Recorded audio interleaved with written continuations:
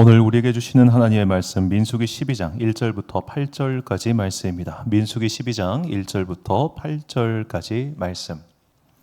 저와 함께 한 절씩 교독하시겠습니다. 모세가 구스 여자를 취하였더니 그 구스 여자를 취하였으므로 미리암과 아론이 모세를 비방하니라. 그들이 이르되 여호와께서 모세와만 말씀하셨느냐 우리와도 말씀하지 아니하셨느냐 하며 이 사람 모세는 온유함이 지면의 모든 사람보다 더하더라. 여호와께서 갑자기 미리암에게 이르시되 너희 세 사람은 회막으로 나아오라 하시니 그 세 사람이 나아가매 여호와께서 구름 기둥 가운데로부터 강림하사 장막문에 서시고 아론과 미리암을 부르시는지라 그 두 사람이 나아가매 이르시되 내 말을 들으라. 너희 중에 선지자가 있으면 나 여호와가 환상으로 나를 그에게 알리기도 하고 꿈으로 그와 말하기도 하거니와 내 종 모세와는 그렇지 아니하니 그는 내 온 집에 충성함이라. 그와는 내가 대면하여 명백히 말하고 은밀한 말로 하지 아니하며 그는 또 여호와의 형상을 보거늘 너희가 어찌하여 내 종 모세 비방하기를 두려워하지 아니하느냐.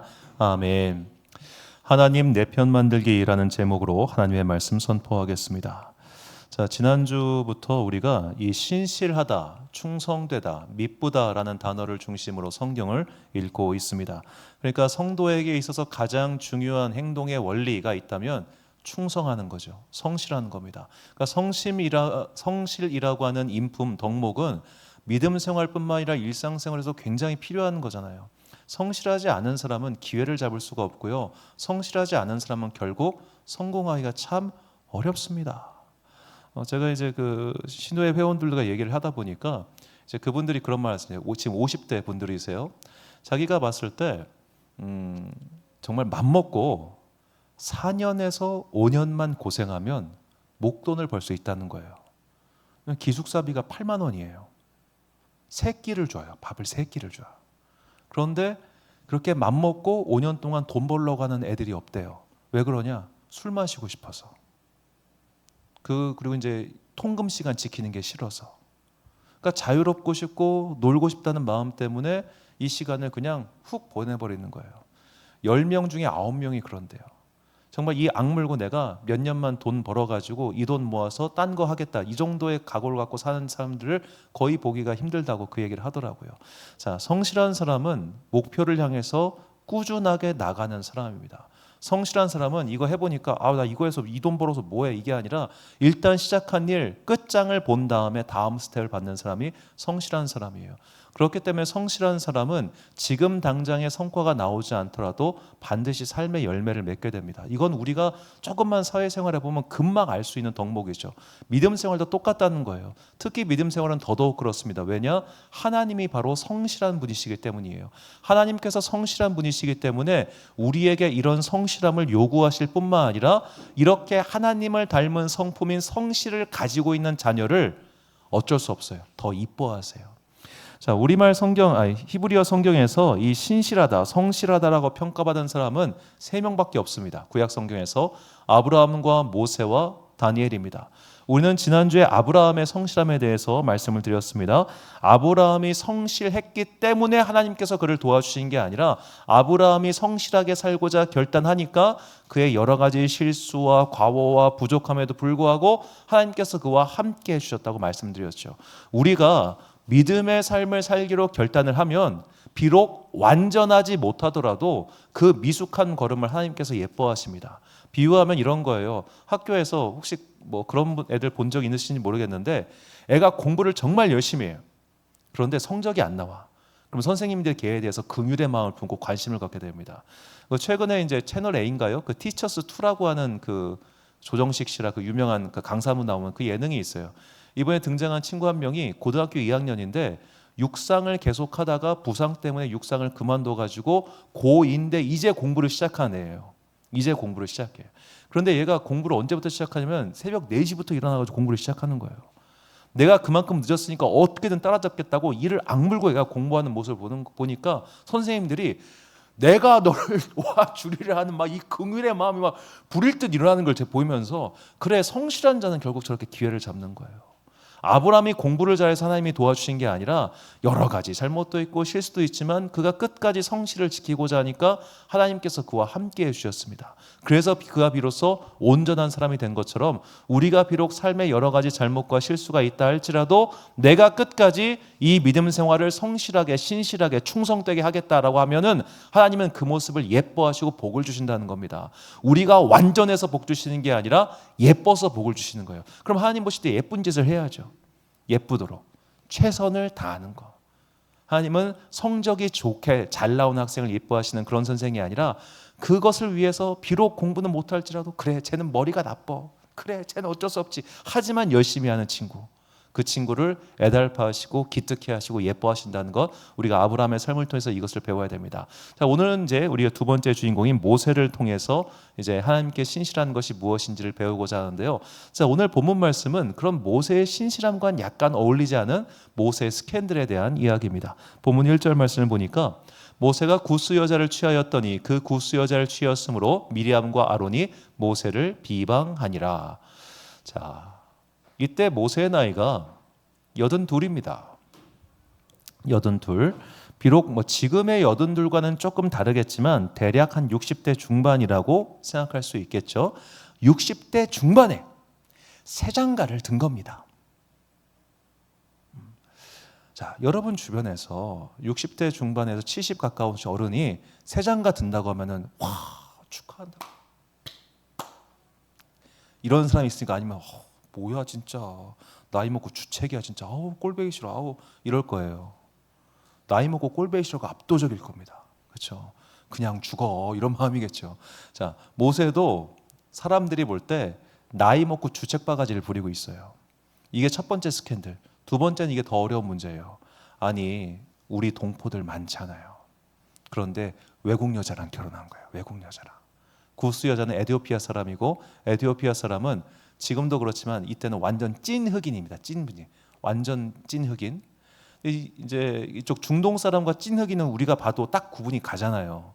그런 식으로 찐 흑인이랑 이렇게 결혼하니까 두 번째 2차 스캔들. 나이 먹고 주책인데 더군다나 외국 여자? 너무 싫어. 너무 싫어. 이거 세상에 이런 일이 나올 법한 그런 일이야. 이렇게 너무 싫은데 정말 싫은데 막 사람들이 대놓고 욕하기가 애매했어요. 왜냐? 법을 어긴 건 아니에요. 자, 만약에 지금 어느 시골 총각이 시골 총각이가 좀 너무 그런데 하여튼 어느 아주 나이가 많으신 싱글 남성분께서 저 외국 여성분이랑 결혼을 하셨어요. 나이 차이가 좀 많이 나. 불법은 아니잖아. 그렇죠? 그런데 사람들이 볼 때마다 진짜 뭐야 진짜 약간 그렇게 쳐다보겠죠. 자, 모세가 딱 지금 그런 일을 당한 거예요. 자, 그래서 모세의 형제였던 미리암과 아론이 모세를 비방합니다. 자, 모세를 비방할 때 그 비방하는데 이렇게 말을 해요. 2절 보니까 그들이 이르되 여호와께서 모세와만 말씀하셨느냐 우리와도 말씀하지 아니하셨느냐 하며 여호와께서 이 말을 들으셨더라. 자, 이 말이 뭐냐면은 그들이 볼 때 모세가 이렇게 선 넘는 행동 혹은 이스라엘의 지도자답지 못한 이런 행동을 한 이유, 그 이유가 뭘까 생각해 보니까 저거 영적으로 교만해서 그래. 저거 자기가 하나님이랑 그렇게 가깝다고 하니까 저게 선을 넘어버리는 거야. 아유 저러면 안 되는데 아유 우리 동생이지만 진짜 꼴보기 싫다. 이렇게 쑥닥 하니까 하나님께서 그들을 부르시죠. 자, 그들을 부르셔서 하나님께서 모세의 편이 되어 주셔서 모세를 위해 변호를 하시는데 그 변호의 내용이 뭐냐? 모세가 이렇게 한 것은 잘못이 아니다 이런 말 안 하십니다. 모세는 이렇게 해도 된다 그런 말도 안 하세요. 단지 이 말씀만 하십니다. 본문 3절과 7절을 보니까 이 사람 모세는 온유함이 지면의 모든 사람보다 더하더라. 내 종 모세와는 그렇지 아니하니 그는 내 온 집에 충성함이라. 자, 우리가 주목해야 될 단어는 저 충성함과 온유함이란 단어입니다. 충성함이란 우리가 앞서서 계속 설명드렸던 신실함, 충성됨, 성실함 이것과 똑같은 단어고요. 중요한 게 이제 온유함이에요. 저 온유함이라고 보니까 히브리어는 아나인데 이는 불쌍하다, 비참하다, 가난하다라는 뜻입니다. 불쌍하다, 비참하다, 가난하다. 그러면 여기서 이 단어로 아까 3절을 다시 보면 이 사람 모세는 그 비참함이 지면의 모든 사람보다 더하더라. 이 사람 모세는 그 불쌍함이 지면의 모든 사람보다 더하더라. 이렇게 번역해도 아무런 문제가 없습니다. 그런데 이것을 7절의 충성함이랑 연결시키면은 우리는 이 본문에서 하나님께서 모세에게 대한 평을 어떻게 해석할 수 있냐면, 모세의 충성스러움이란 하나님께서 불쌍하게 보실 정도로 열심히 일했다는 거예요. 쟤는 진짜 열심히 일해요. 내가 정말 보면서 안타까워 죽겠어. 불쌍해 죽겠어. 그래 모세, 걔가 선 넘었어요. 그래 모세, 스캔들을 일었어. 그래 모세, 결코 보기 좋은 모습 아니야. 하지만 쟤는 그렇게 불쌍하게 일했으니까 내가 그래도 개편되어 줄 거야. 이게 하나님의 말씀이에요. 하나님께 정말 그렇게 충성하게 바쳤던, 삶을 온전히 갈아 넣었던 그를 위해서 하나님께서 여러 가지 말들에도 불구하고 그의 편이 되셔가지고 모세의 방어막을 쳐주시는 겁니다. 이게 하나님께서 당신에게 신실하게 행동했던 자들에게 주시는 은혜와 특권입니다. 자, 그렇다면 모세라는 사람은 도대체 어떻게 했길래 하나님께 이런, 하나님께서 그의 편이 되어주시는 복을 얻었을까요? 우리가 알다시피 이 모세라는 사람은 어렸을 적에 이집트의 왕자로 자랐습니다. 아마 왕이 계승권은 없었겠지만 왕자였을 겁니다. 자, 그렇게 왕자로 자라다가 이게 어떠한 과정을 통해서 그가 히브리인이라는 것을 알게 됐겠죠. 마치 우리가 영화에서나 애니메이션 봤던 것처럼. 그래가지고 나의 동포를 위해서 일을 해보겠다라는 마음을 가지고 있다가 그만 퍽 쳤는데 악 하고 죽어버렸어요. 사람이 죽었어요. 그래가지고 도망쳤죠. 그렇게 도망쳐서 40년 동안 미디안 광야에서 목동으로 sap니다. 자, 내가 어떤 교육을 받았어도요, 그 교육을 40년 동안 하지 않으면 어떻게 되겠습니까? 몸이 굳어버리고 지능이 퇴화되겠죠. 더구나 이제 나이도 먹었어요. 이제 그의 나이가 80입니다. 지금 우리로 치면은 신체 연령이 약 60대 초반 정도 됐겠죠. 자, 60대 초반에도 물론 건강 관리 잘하고 뭐 관리 잘하면 건강하고 뭐 여러 가지 일들 할 수 있겠지만 20대를 따라갈 수는 없어요. 저도 이제 작년부터 갑자기 노안이 와가지고 이게 여기서 저 뒤에 보시면 이제 우리 크면 화면 크잖아요. 찬송가 장수가 안 보이는 거예요. 안 보여. 깜짝 놀랐어요. 뭐 이렇게 다시 보고 노안이 왔어요. 그리고 막 몸이 막 삐그덕삐그덕거리고 안 좋아요. 40대가 넘어가면서부터 이제 여러 가지 신호가 오기 시작하더라고요. 50대가 되면 또 신호가 오겠죠. 60대가 오면 또 신호가 오겠죠. 자, 이런 식으로 우리가 나이 먹어가가 동시에 우리는 전성기에서 멀어집니다. 모세는 지금 전성기에서 멀어진 80대에 하나님의 부름을 받았습니다. 출애굽기 7장 7절을 보니까 그들이 바로에게 말할 때 모세는 80세였고 아론은 83세였더라. 자, 인생의 황혼기, 인생이 끝날 무렵에 하나님께서 모세를 부르셨습니다. 자, 우리가 만약에 예를 들어 이제 은퇴했어요. 은퇴하고 이제 좀 편안하게 살라고 해요. 그런데 갑자기 어느 날 갑자기 하나님께서 여러분의 머릿속에 빵 하고 오셔가지고 선교 나가! 라고 하면은 할렐루야 가겠습니다. 가실 거예요? 어이구 무슨 소리예요? 주님 연금 받아야죠. 주님 내가 무슨 아유 그런 험한 소리 하지 마세요. 아유 무슨 소리세요? 거절하겠죠. 모세가 딱 그런 상황이었어요. 나 늙었슈. 아유 못 가유. 아유 뭔 소리예요? 지금 애 잘 키우고 있는데 에이 험한 소리 하지 마세요. 에이 안 갔어요. 하나님께서 그 옆에 분명히 나타나셨고 기적을 보여주셨음에도 불구하고 모세는 못 간다고 했습니다. 왜냐? 하나님께서 내려주신 미션을 완성하기 위해서는 그 일이 얼마나 어려운지를 모세는 알고 있었기 때문입니다. 자, 모세가 살던 시기에 이집트는 어떤 상태였냐면 이집트 신왕국이라고 하는 이집트 역사상 최고 전성기를 구가하고 있을 때입니다. 이 당시 이집트의 권역이 어디까지였냐면 오늘날 레바논까지입니다. 그러니까 하나님은 이집트 내부에 있는 노예들을 빼다가 이집트 내부에 있는 다른 곳으로 옮겨라라고 하시고 계시는 거예요. 저때 팔레스타인 땅은 그냥 가나안 민족의 권역이 아니었어요. 이집트가 언제든지 마음먹으면 가서 쓸어버릴 수 있는 자기들의 속된 말로 나와바리였단 말이에요. 그 나와바리에서 나와바리 안으로 옮기란 말이 뭔 말이에요. 그러니까 모세가 볼 땐 이거는 명령이 합당하지도 않고 가능하지도 않고 무슨 말도 안 되는, 하나님 제가요 여기 애들 진짜 잘 알아요. 여기서 내가 일도 해봤고요. 얘네들 국력도 알고요. 얘네들 내가 다 알아요. 하나님 어쩌면 하나님 내가 하나님보다 많이 할지도 몰라요. 근데 저한테 이런 걸 시킨다고요? 어우 나 늙었어요. 나 못 가요. 계속 안 간다 하는 모세를 하나님께서 목 잡고 하드캐리 하세요. 너 와.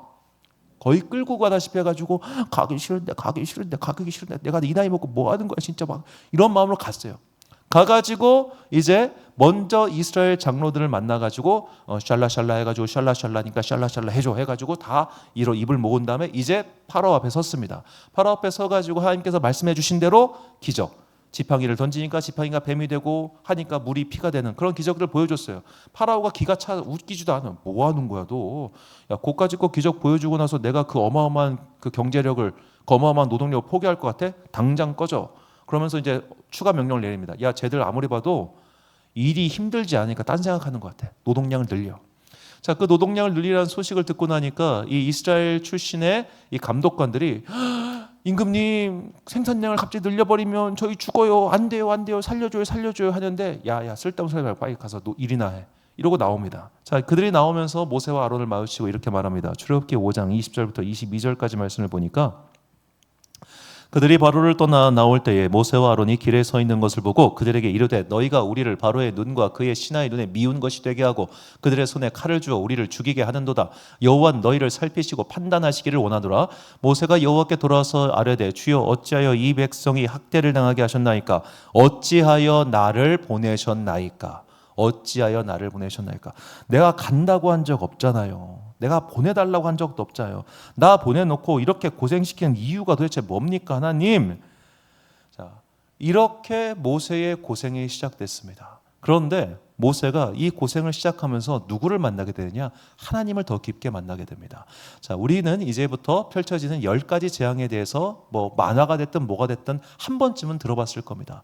그 10가지 재앙을 통해서 하나님께서는 먼저 이집트 사람들에게 너희가 지금 대적하고 있는 하나님이 어떤 사람인지 알려주고자 하셨고, 그리고 동시에 이제 출애굽을 해야 되는 이스라엘 민족에게 너희가 섬기게 될 하나님이 바로 이런 사람이라는 걸 알려주심과 동시에 이 모세에게 아직은 미숙하고 아직은 미약하고 아직은 하나님의 전능하심에 대한 그 신뢰가 조금 덜한 모세에게 나 이런 사람이야 알아서 믿어 하고 보여주신 사건이 이 10가지 재앙의 사건이었어요.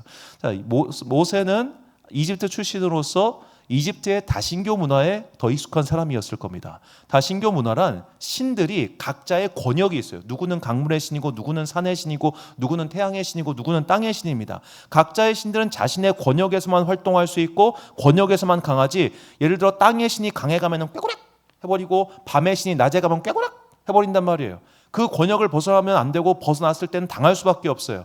자, 모세는 신의 산에서 하나님을 만났습니다. 근데 이 신이 어떤 신인지 말을 잘 안 해줘요. 당신은 누구시오? 나는 스스로 있는 자니라. 설명을 잘 안 해. 아마도 모세는 뭔가 신은 신인데 저 신은 도대체 권역이 뭐지? 저 신은 어디를 다스리는 신이지? 혹시 산의 신인가? 산의 신이면 강의 신한테 이길 수 없을 텐데, 산의 신이면 저 햇빛과 달빛에게 이길 수 없을 텐데, 이런 생각을 하고 있었겠죠. 그런데 가니까 어떤 일이 벌어지냐? 나일강이 핏물이 변해버립니다. 짐승들이 땅을 올라옵니다. 낮이 밤이 되어버립니다. 하나님의 Almighty, 전지전능하심을 보여준 거예요. 모세는 그래서 믿게 되었습니다. 모세의 말이 이제 달라집니다. 자, 출애굽기 14장 13절과 14절을 보니까 모세가 백성에게 이르되 너희는 두려워하지 말고 가만히 서서 여호와께서 오늘 너희를 위하여 행하시는 구원을 보라. 너희가 오늘 본 애굽 사람을 영원히 다시 보지 아니하리라. 여호와께서 너희를 위하여 싸우시니 너희는 가만히 있을지니라. 아멘. 자, 이집트에서 10가지 재앙을 보고 하나님의 전지전능하심을 믿게 된 모세는 이제 망설임도 없고 두려움도 없습니다. 왜냐? 이렇게 하신 하나님께서 이렇게 하시는 게 불가능할 리가 없다라는 걸 깨달게 된 거예요. 이 하나님은 단순히 강에서만 강한 분, 산에서만 강한 분, 하늘에서만 강한 분, 이런 신이 아니라 마치 올림포스에 나와 있는 여러 가지 12시의 주신처럼 누구는 전쟁에 능하고 누구는 번갯불을 던질 수 있고 누구는 막 도구를 잘 만들고 이딴 신이 아니라 전지전능하신 하나님이라는 것을 모세는 믿었고 알았고 깨달았어요. 그래서 그는 더 이상 흔들림이 없었습니다. 그래서 담대하게 나아가죠. 여기서 중요한 문제가 발생합니다. 모세가 끌고 당기는 이스라엘 민족입니다. 우리가 성경을 읽으면서 간과해서는 안 되는 것은 모세가 체험한 기적을 이스라엘 민족도 같이 체험했습니다. 같이 지금 기적을 봤어요. 자, 똑같은 순간에 똑같이 기적을 보고 있는데 모세는 하나님의 전능하심을 믿었고 알았고 깨달았는데 이스라엘 민족은 끝까지 부인하고 거부하고 깨닫지 못했어요. 이 차이가 왜 그랬을까요? 그들의 마음속에 믿음을 거부하는 마음이 있었기 때문입니다. 자, 민수기 11장 4절과 5절을 보니까 그들 중에 섞여 사는 다른 인종들이 탐욕을 품음에 이스라엘 자손도 다시 울며 이르되 누가 우리에게 고기를 주어 먹게 하랴. 우리가 애굽에 있을 때는 값없이 생선과 오이와 참외와 부추와 파와 마늘들을 먹은 것이 생각나거늘. 출애굽기 1장을 보면 이스라엘 민족이 구해달라고 해서 구해주신 겁니다. 바로에게 가기 전에도 이스라엘 장로들 먼저 만나가지고 샬라샬라 다 했습니다. 사전에 동의 다 구했습니다. 사전에 그들이 먼저 요청했습니다. 그런데 자기들이 원치 않는, 자기들이 상정하지 않는 상황들이 발생하자 어우 나 싫어, 어우 나 피곤해, 그렇게 되는 거죠.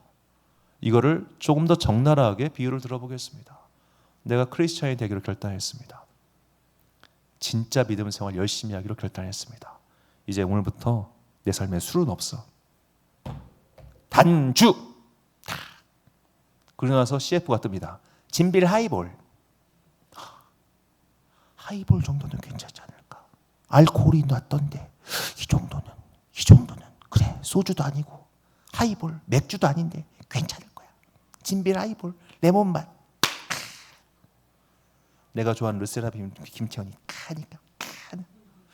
자, 조금씩 옛날 게 생각나는 거예요. 조금씩 내가 하나님께 충성하기로 결단하면서 잃어버린 것들이 생각나요. 내가 교회만 안 다니면, 내가 집사만 아니면, 우리 언니가 사모만 아니었으면 내가 지금 놀러 갔을 텐데, 지금 우리 동네 분들 보니까 이제 화요일 날 선거잖아요. 월요일 날 휴가 내가지고 금요일 밤에 놀러 가시더만. 우르르르르 가셔. 우르르르 막 아빠 손잡고 엄마 손잡고 뭐 랄랄랄라 가고 있어. 그런데 우리는 못 가. 왜? 주일이 껴 있으니까. 저희 이제 새벽기도 나오신 집사님이 목요일 날 목사님 저 다음 주에 목요일 날 나오십니다. 그러시더라고. 왜 목요일 날 나오세요? 화요일 날 이게 선거가 있으니까 이렇게 됐다는 거예요. 그러니까 순간 제가 어떤 생각이 들었냐면 나는 쉬어본 적이 없으니까. 공휴일이 됐든 뭐가 됐든 새벽기도는 항상 있잖아요. 그러니까 이게 맞아, 있다는 걸 상상조차 못하는 거예요. 금요일 날 현충일? 그런 날이 있었구나. 상상이 안 가. 교회의 사이클에 몸을 맞추면요 상상이 안 가는 거예요. 바꿔 말하자면 이것만 탁 버리잖아요. 싼 비행기표가 와 우수수수 떨어지고요. 좋은 게 많아요. 이 세상에 좋고 재밌고 좋은 게 많잖아요. 그러니까 아까운 거예요. 내가 왜 헌금할 돈으로 이거 사지, 교회 나갈 시간에 요거 하지, 그때 여행 가지, 온갖 좋은 것들이 눈에 보이니까 포기하지 않고 싶어요. 돌아가고 싶은 거예요. 이게 이스라엘 민족이었어요. 하나님의 전능하심도 못 믿겠어요. 내가 좋아하는 것만 하고 싶고 과거의 것들이 포기가 안 돼. 자, 이런 사람들을 데리고 40년 동안 죽어라 이라는 게 바로 모세의 사역이었던 겁니다. 얼마나 지치고 얼마나 힘들었겠어요. 자, 그러다가 모세가 드디어 이제 우리가 알다시피 이제 출애굽하는 백성들이 이제 정탐꾼을 보내가지고 가려고 했는데 이 정탐꾼이 와서 부정적인 이야기를 하니까 야 하나님께서 야 니들 가지마 니들 가지마 해가지고 출애굽 1세대가 다 광야에서 죽고 이제 출애굽 2세대가 이제 본격적으로 들어가는 시기가 됐어요. 자, 이게 민수기 20장 이야기예요. 민수기 20장 1절부터 5절까지 말씀을 보면요. 첫째 달에 이스라엘 자손 곧 온 회중이 신광야에 이르러 백성이 가데스에 머물더니 미리암이 거기서 죽음에 거기에 장사되니라.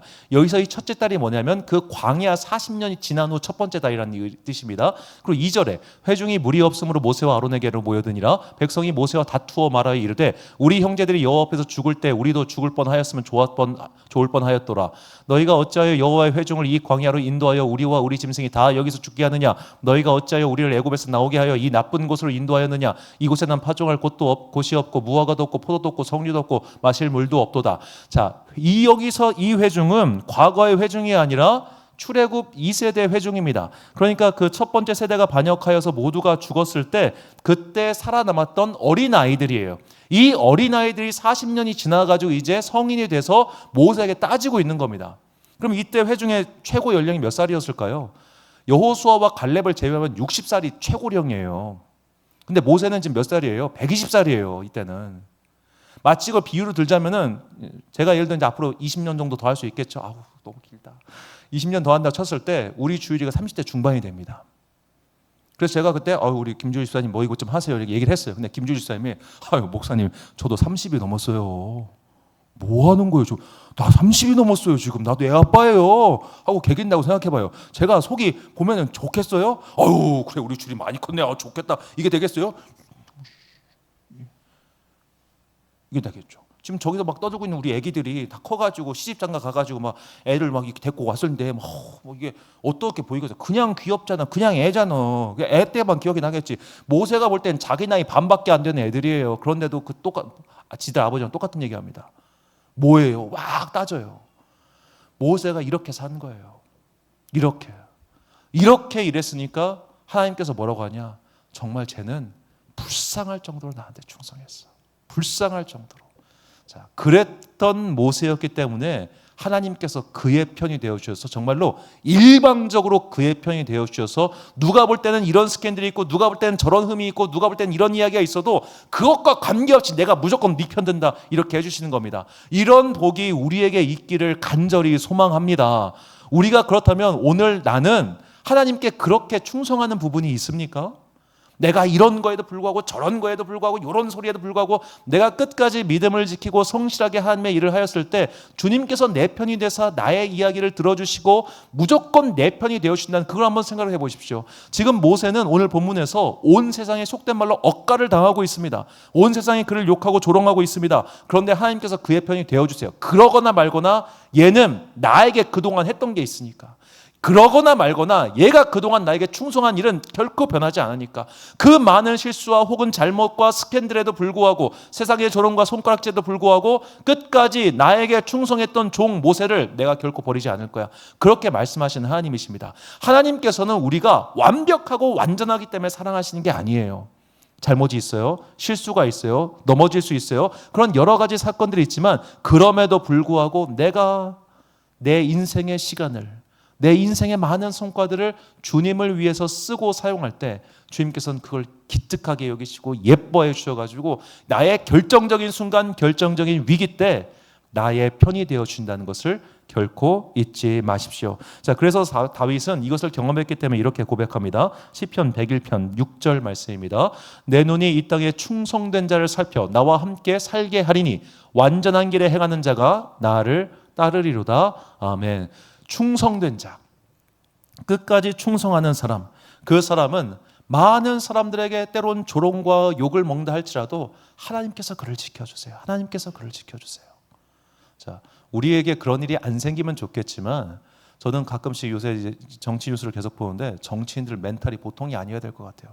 자기가 한 요런 말은 막 이렇게 부풀려지고 막 어떤 말은 사라지고 어떤 말은 부풀려지고 막 댓글이 한 10만 명이 몰려와가지고 막 욕을 해대면은 나는 정신을 못 차릴 것 같아.